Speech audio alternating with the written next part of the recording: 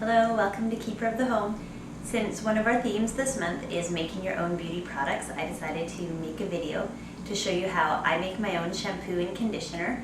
I use something called the no poo method, which basically means I don't use actual shampoo. Instead of using shampoo, I just use baking soda, and instead of using conditioner, I use apple cider vinegar.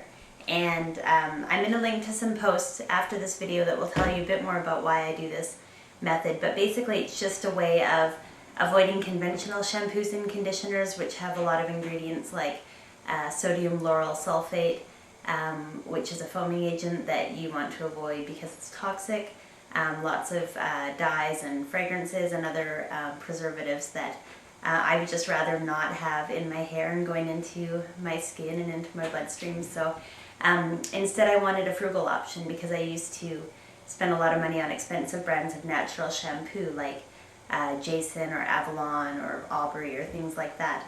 They're really great shampoos, but they're just expensive to buy all the time. So about 2 years ago I heard about the no poo method, which is, yeah, it's kind of a funny word. But I love it. I've been doing it almost that whole time. I've had a few seasons here and there, like during pregnancy, where I haven't been able to do it, but other than that I've done it the whole time for 2 years. And I don't think it's revolutionized my hair or anything like some of the claims I've heard other people make, but I am happy with what it does with my hair. I feel like it's just a really easy and cost-effective method. It works great for me. So I'm going to show you how I make mine. It's really simple. I just use regular baking soda, and this is my nifty little shampoo bottle. My mother-in-law got a bunch of these at Costco, I think. Maybe a pack of like 8 of them or something. So it's just got a screw lid and a squirt top. I think you would use it for, I don't know, ketchup or mustard or something, but we use it for shampoo. So I take my empty bottle, and I'm not actually measuring, I'm just sort of dumping it in. But basically I put it in until I feel like it's about 1/8 full. So something like that. It might be a little bit more, give or take. And then I fill it up with water and put the lid on and give it a good shake. Get it all mixed up. And each time I wash my hair, I always reshake it. The baking soda tends to settle on the bottom, so you always need to shake it a bit before you use it. But there you go, that's it.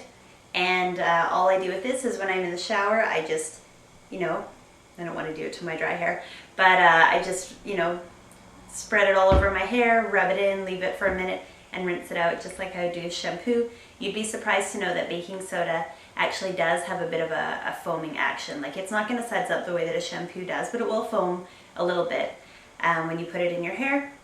And something else that I've been doing that you don't need to do, but I sometimes struggle with just a bit of like dry scalp or dandruff. I have dry skin in general and eczema, and this just seems to go along with that for some reason. And one thing that I read about a while ago on another blog was that you can use the herb rosemary for treating dandruff or dry scalp conditions. So mine isn't particularly serious, but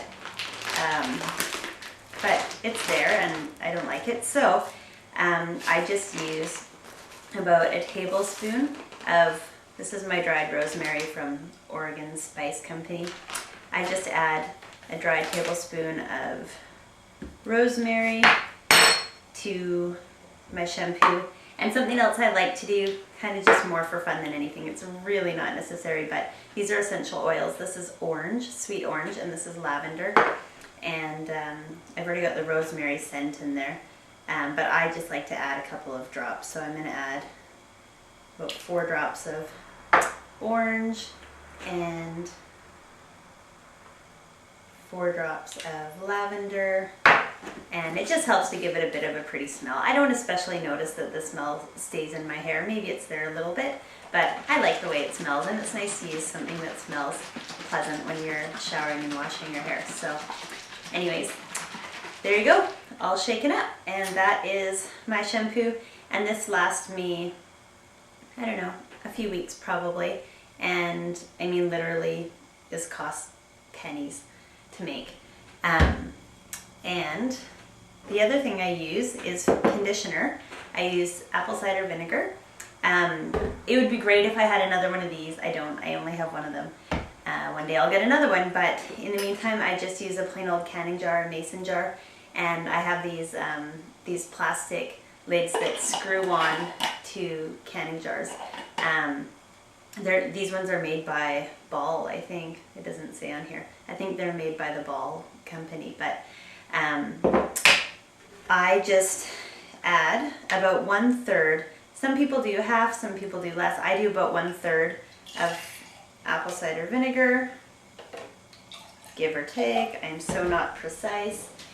And I top the rest up with water, put my lid on, and then each time I go to wash my hair, I give it a shake. When I'm in the shower and I want to use my conditioner, I tend to not put it on the top of my head because I have a bit of, I have dry scalp, but I have oily hair. So I don't like to use conditioner on the top of my hair, and I find with the apple cider vinegar that it would make it look sort of greasy or stringy. So instead, I just gather my hair up at the back, and I open this up and I just dump a little bit, rub it all around, and let it sit in there for a minute or two and rinse it out. And if you're worried about the smell of vinegar, I never notice the smell of vinegar on my hair afterwards. The smell dissipates really quickly, and then it's gone. And that's it. That's my shampoo and conditioner. It is incredibly cheap, and you can see how fast it is to make. It took me just a couple minutes. So if you want to try making your own, you can do it in your own kitchen with stuff that you probably already have.